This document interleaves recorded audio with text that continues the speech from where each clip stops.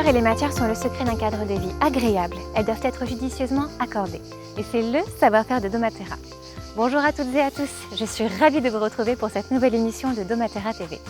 Aujourd'hui, nous sommes à Crillon-le-Brave, petit village dans le sud de la France, en plein cœur de la Provence, chez William et Camilla, qui restaurent actuellement leur maison de famille et qui ont fait appel à l'équipe de doMATERRA pour leur venir en aide. Leur choix s'est donc porté sur la chaux évolution pour la décoration de leur chambre. Et souvenez-vous, la dernière fois, nous avons retrouvé Fabrice, qui nous a présenté la chaux évolution effet ciré, mais cette fois-ci, il va nous présenter un tout autre mode d'application de la chaux évolution, qui est l'effet brossé.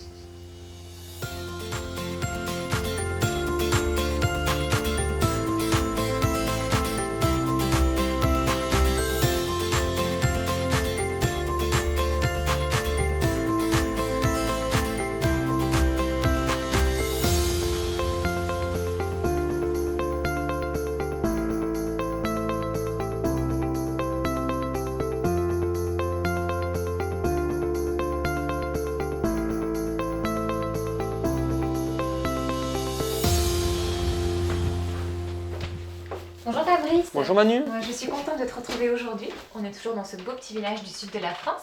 Donc la dernière fois, nous nous sommes vus pour parler des chaux évolution de la gamme doMATERRA.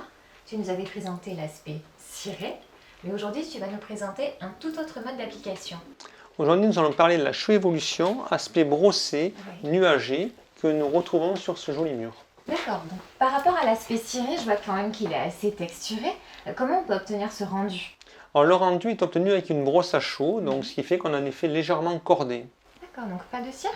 Pas de cire, ça va limiter pas la préparation, mais plutôt ça va limiter la localisation. On va travailler ce produit exclusivement dans des pièces sèches. Pas de salle de bain, pas de cuisine? Non, uniquement des chambres, des séjours, donc ce produit ne va pas être protégé. D'accord. Et est-ce que par rapport à l'aspect ciré, ce produit, plutôt l'aspect brossé, est plus facile d'application? Alors il est plus simple à mettre en œuvre, Oui. il y a uniquement deux couches de produit, une sous-couche teintée, une couche de chaux. Donc Oui. ça va beaucoup plus vite à réaliser le produit. Oui. Le système est simple et on peut l'appliquer sur des surfaces qui sont légèrement rugueuses également. D'accord, donc si j'ai des légers défauts sur mon support, je peux quand même appliquer cet effet brossé. Bon, alors ce n'est pas un enduit à la chaux, donc on ne va pas les faire disparaître, les défauts de surface, Oui. mais ils vont disparaître à l'œil parce qu'on a un produit qui est très mat. D'accord. Et donc je vois quand même que vous avez gardé la même teinte que l'aspect ciré. Alors pourquoi ce choix? Donc Marie-France, notre chef produit de doMATERRA, a choisi de rester en harmonie au niveau des couleurs, malgré les matières. Oui. Et nous avons dans notre gamme toujours nos 50 couleurs qui vont être réalisées sur la chaux brossée. D'accord, donc on a juste l'aspect qui change en fait. Exactement. Et donc j'imagine qu'on peut le trouver chez tous les fournisseurs doMATERRA. Voilà, et nous avons la liste de nos fournisseurs sur le site domaterra.fr. Eh bien c'est très bien, merci beaucoup Fabrice. Merci Manu. Vous avez pu le constater que la gamme chaux évolution est facile à la mise en œuvre et camouflera les légers défauts de votre support. Vous ne pourrez pas l'appliquer dans les pièces humides, mais il sublimera les autres pièces de votre intérieur. Et enfin, que vous choisissez l'aspect ciré ou brossé, le nuancier doMATERRA dispose de 50 teintes pour décorer votre intérieur. Vous ne pourrez y trouver que votre bonheur. Et tout de suite, je vous invite à retrouver Fabrice et ses méthodes d'application dans sa rubrique trucs et astuces. Et pour ma part, je vous retrouve bientôt pour une prochaine émission sur doMATERRA TV. Et surtout, n'oubliez pas que si vous êtes en manque d'inspiration, vous pouvez contacter l'équipe doMATERRA via notre site internet sur domaterra.fr.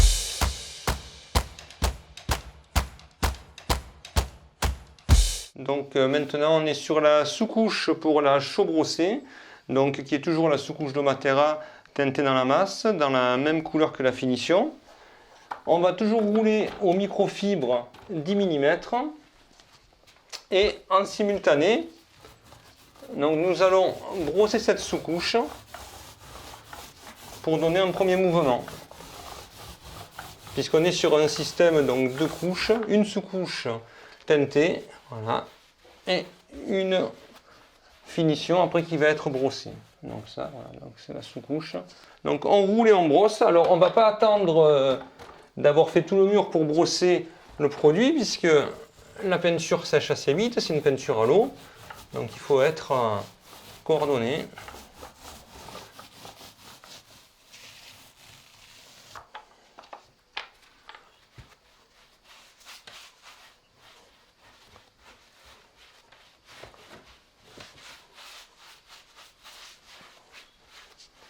Voilà, et on travaille toujours en aléatoire, donc jamais droit, de manière à créer un premier mouvement. Voilà, bien sûr raccordé. Voilà, on change de main. Hop.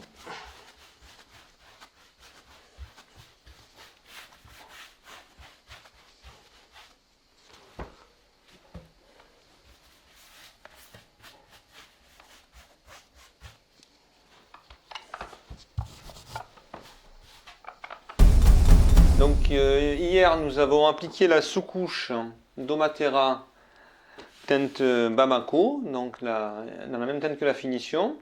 Et à présent donc, je vais appliquer la chaux Évolution avec cette brosse, donc c'est une brosse spéciale chaux.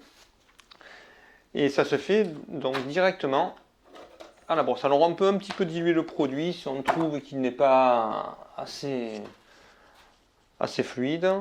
Là le produit est pas mal. Donc quand on applique le produit pur, on a un léger cordage. Et lorsqu'on le dilue, on a un produit qui est plus tendu et qui va être plus estompé. Mais l'eau fait blanchir la chaux également, donc il faut faire attention. Si on veut vraiment garder la couleur, il vaut mieux travailler avec le produit. Alors on va au départ dégager les angles. Voilà.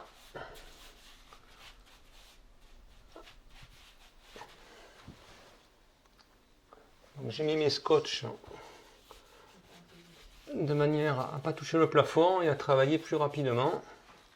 Et ensuite, au niveau de la pose, vous posez votre chaux et après vous venez l'écarter. Voilà. Et pour un côté visible, pour avoir un bel effet, on part du sec comme hier avec la chaux lissée et on revient vers le mouillé de manière à éviter d'avoir une attaque de brosse. Ça, il ne faut pas le faire. Alors là, je pars du haut et je descends. Comme ça, si je fais une coulée, une petite goutte de chaux sur le mur, eh bien, on va après la recouvrir. Voilà, vous voyez. Donc cette chaux est très agréable à appliquer. Je fais mon réchampi à l'avancement parce que la chaux sèche, et si je viens sur une chaux qui a commencé à sécher, je vais faire donc une petite surcharge et ça va se voir. Voilà. Donc on pose la charge, on l'écarte bien.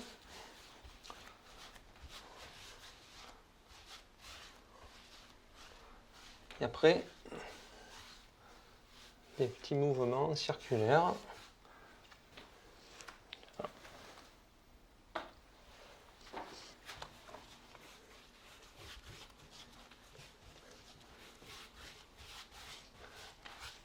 Alors au niveau de la construction, vous avez vu que on ne va pas tirer droit, donc on va travailler sur une diagonale.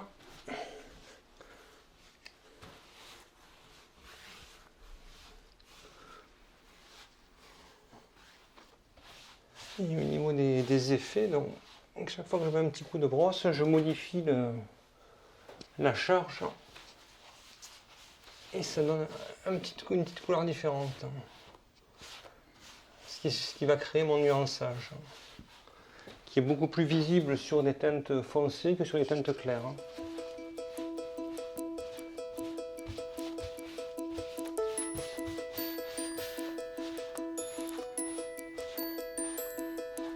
Voilà, vous revenez dessus sans trop forcer aussi. Voilà, il ne faut pas trop appuyer après. C'est vraiment un tout petit balayage pour répartir cette charge que je mets au départ.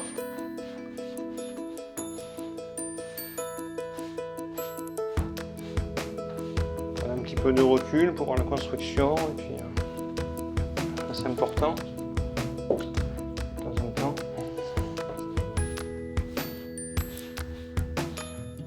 Là, il y a aussi le fait d'être sur une sous-couche acrylique. on a plus de facilité à brosser la chaux. On a une sous-couche où ça glisse bien dessus. Donc c'est moins physique.